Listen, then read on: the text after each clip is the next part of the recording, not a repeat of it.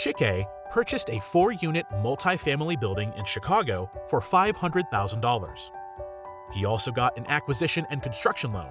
He had a total of $850,000 of total acquisition and construction costs. His after-repair value, ARV, on the property is now $1,295,000, creating $445,000 of equity. The loan they used was an FHA 203K loan renovation loan, 30-year fixed rate. His total monthly mortgage payment is $4,247.22. Chike plans to rent out units 1, 2, and 3 for $2,700 a month. He will live in the 4th unit. This means that he will actually cover 100% of his living cost and make a profit of approximately $3,852.78 a month, and he created $445,000 of equity.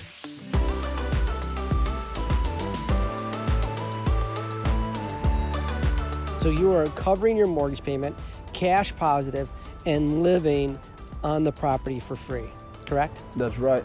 Okay, when you went down this road, what did you originally think? What were you thinking, like, how this was going to play out for you? Honestly, I thought it was going to be a smooth ride, get the property, do the renovation, and in 6 months, be living in the property.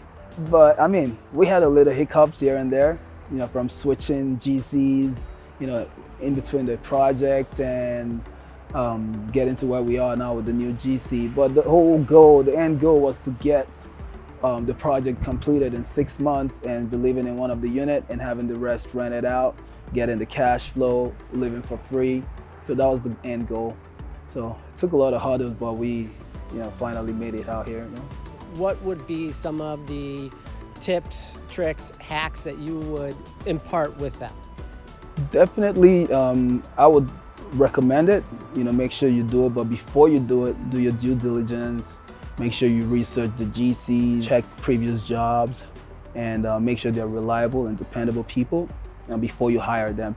Because once you hire them, especially for a 2 or 3K loan, their names get imputed in the system with the city. So changing that name is a lot of work. And when you eventually hire one, try to work with them, try to be on site. Because at the end of the day, it's your money, and if there's any loss, it's going to be your loss. So what are your next steps? Next steps, I'm going to take Ryan's advice. I'm going to go ahead and do a refinance, because right now I have way more than 20% in equity. So I'm going to refinance that, get the mortgage insurance out, and then do a line of credit, pull that money out, use that money and buy a bigger property. So that's the goal. So you're going to leverage this property into other properties. It's already going to be cash flowing immensely. So any new project that you were to undertake, you'd have a large margin of air that you could work with. So do you think you're going to do another construction project? You're going to look for something that's turnkey? What's the next step for Chike? So my next step is I'm going to take a break on major constructions like this. But if I want to buy a property, right now I have limits. If it's not cosmetic, I don't want to go, beyond cosmetic work. So I want to buy something. If it's old, painting, replacing of cabinets and things like that.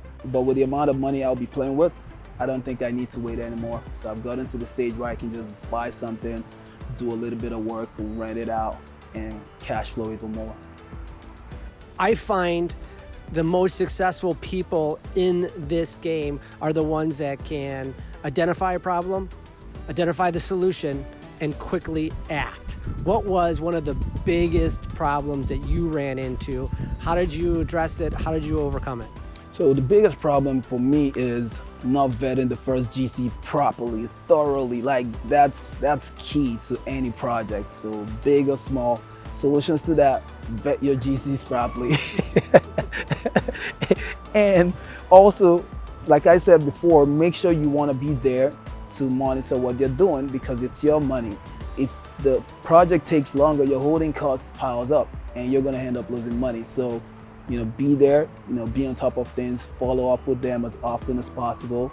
I think that's the solution to that is, making sure you do your research before hiring someone to take on a job for you.